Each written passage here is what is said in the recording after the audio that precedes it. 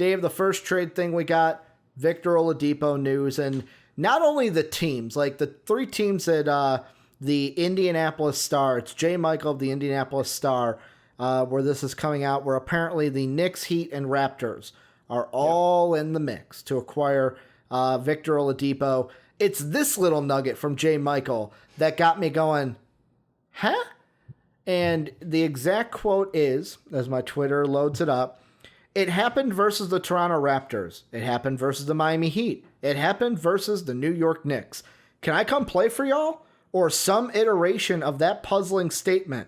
That's what Victor Oladipo said in front of Indiana Pacer teammates, increasing the agitation with the star guard in the locker room. 3 league sources with direct knowledge of the situation told Indy Star. Aaron Turner, Victor Oladipo's agent, didn't respond to requests for comment. Dave, how fucking, like, I saw that and went, huh? Like, Oladipo really going, hey, can I come play for y'all? These guys fucking suck. I mean, like, I understand if you're talking to the Heat. I would say that too, but the Knicks, that's some spicy words, Ricky. Now, it was no secret that he did not want to stay there. Yeah. When he came back from his injury, it was very clear that like the team had changed directions, and the new pivot point was Domantas Sabonis, Brogdon, and Miles Turner. And then TJ Warren obviously had popped off to TJ Warren levels of epicness. But like, I'm curious to see, because I think the Knicks would be interesting, because obviously he would be the new face of the team, with RJ Barrett potentially either there as a secondary or involved in the trade. I don't know. I would hope still there, because that would be an overpay if they gave up RJ Barrett to get Oladipo without a contract extension. Fred VanVleet sign-in trade, is that what we're thinking for the Raptors? Maybe. Like, the big thing with Fred VanVleet, I know it was shared in the Discord. I think Sam might have shared it. Where there was a video, he was on a podcast, and he was upfront about it. He's like, I want to get paid. I want to make my money. Which, I mean, go ahead, go make your money.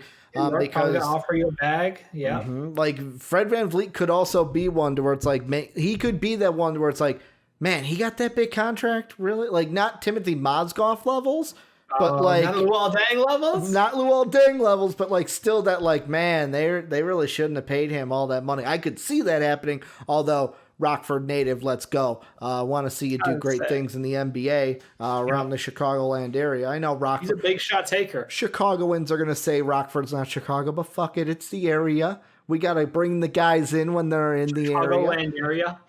Hey, if Milwaukee can call themselves the Chicagoland area, I think Rockford can. That pissed me off. Milwaukee, Indiana, not Chicagoland area. You're not in Illinois. You're not a Chicagoland area. But besides the point, to me, it's the Heat. That's the team where it's like I was the most intrigued. But do they want to put cap money down? Do they think Giannis is coming, or do they think they're in a position to get Giannis? That's what it. 100% they think they can get Giannis. 100% Giannis is on the table. Or do they think they can get both? That's what I'm wondering. The question is it a deal where you sign Oladipo this year and you're going to trade?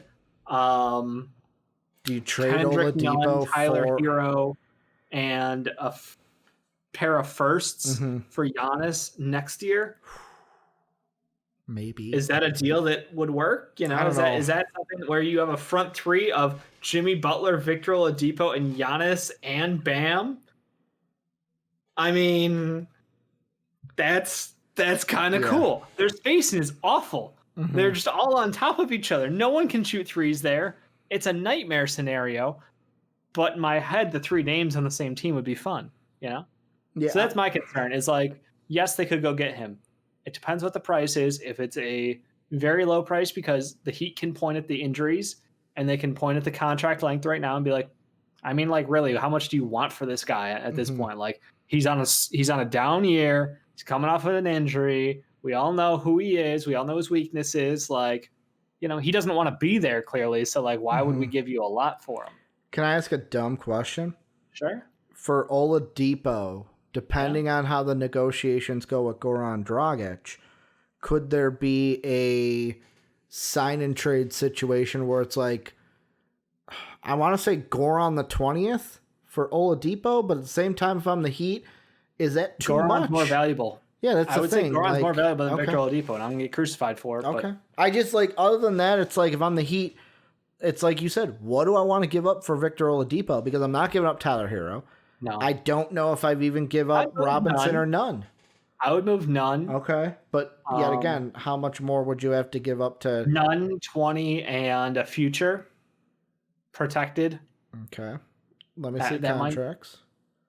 Okay, contracts work. So none in Oladipo, and then any picks you want to add to that would work. Like a future. Yeah. Not multiple. None, 20, and future. So you're saying this year's pick and then a future pick? Yep. Okay. Because, yeah, contracted again, that works out. So, like, if that's the case, then do you think then you could flip, then what would it be? Robinson, Hero, and then more futures for Giannis? Yeah. Okay.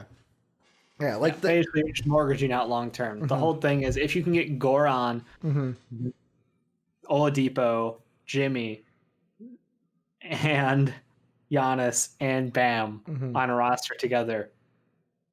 I mean, that's a collection of talent that they don't fit on paper, but they're all potentially the hardest working, like incredible growth stories on one team under the hardest working, ownership in basketball underneath one of the smartest coaches. That's a fucking story, like, Ricky. That is. And Oladipo, to me too, it's one of those where he might be in a similar situation. Not exactly, but like mindset wise, he may be able to match Jimmy. Oh yeah. I think he would fall right under Jimmy's wing. Only because it's like I've been in purgatory with the Pacers. I just want to win some fucking games and make the playoffs and actually like Pacers aren't a bad team, but they're not a great team. And I think that's the thing. Exactly. So, like, I mean, the Heat with him could be great. And I think the Heat with Giannis will be insane if they land him. I mean, like JD says, and this is true, like the Knicks depends on if they're in the Russ thing, then Oladipo becomes available. I don't think they go ahead and get both Russ, like we talked about yesterday, and Oladipo. But like JD says, that doesn't sound like a guy who cares to stick around in Toronto. Like, would the Raptors want to sign for a guy that's saying on the team he's on now, hey, can I go play for you guys? Like, he wants to win. And again, I will judge that lightly after listening to the Jimmy Butler horror stories and me sticking up for Jimmy for years and telling people, your team just sucks. He's good. Deal with it. Like that's where it's at. That was the problem. That's been his problem his whole career. Yeah. So like, is it Vic thinks that like the Pacers won't win because of the head coach? Do they think they won't win because of the moves they've made? Because new head coach coming in. Bonus. And, that whole thing that we're all like, it doesn't work. It doesn't work. Well, that's a very good question, though, JD, in the comment section. And that kind of